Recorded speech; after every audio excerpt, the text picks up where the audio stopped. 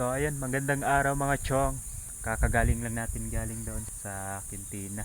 So ngayon mga chong, magpapaapoy pa lang tayo mga chong dahil may ihawin tayo. Kasi konti lang yung huli natin mga chong. So dahil kagabi mga chong maalon.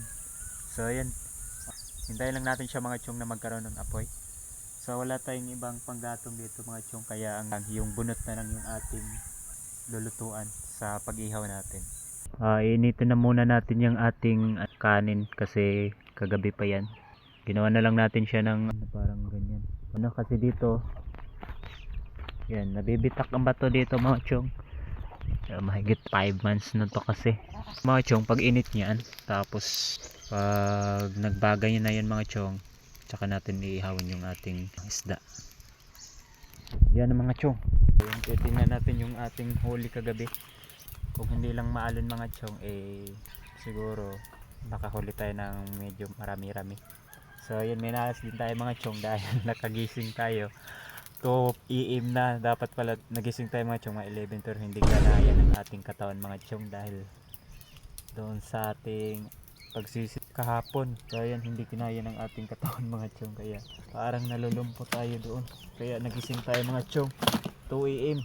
2 AM na tayo sisid mga chong. So meron na lang tayong 2 hours. So ibig sabihin 2 hours lang yung ating sisid kanina mga chong. So ito yung ating huli sa 2 hours mga chong. So tingnan natin mga chong, ating huli sa sisid mga chong, 2 hours.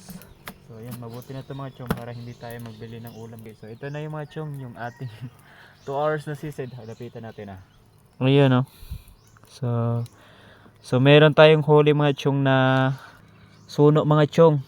Tapos ito naman, ito yung leopard coral gopher yan mga chong. So ito naman yung sweet lips or yan lipty.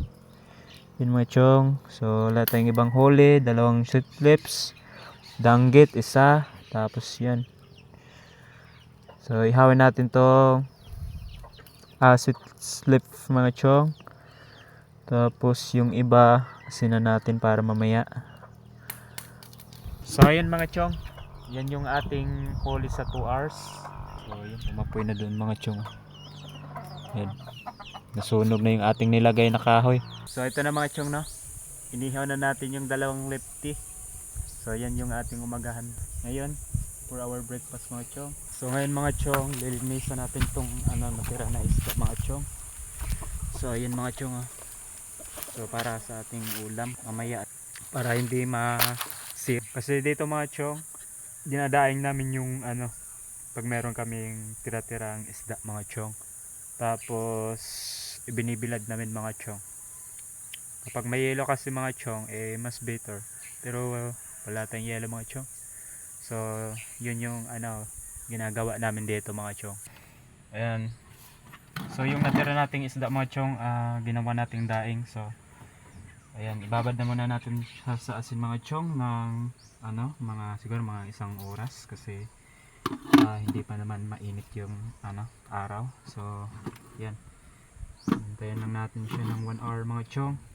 Tapos ito mga chong, papakain tayo sa ating doggy girl. Siya kasi minsan yung naiiwan dito mga chong kapag pumupunta tayo sa laod.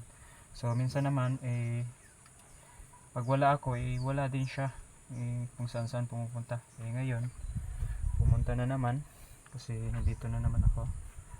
Ganyan siya mga chong, 5 months na to kasi magpa 5 months na din ako dito sa luma namin na bahay mga chong. So ayun mga chong, papakainin natin siya kasi dati kasi mga chong, yung hindi pa to ganitong katawan. Ngayon grabe ang taba na. Ayun, papakain natin si doggy girl. Yan, kaya na doggy girl.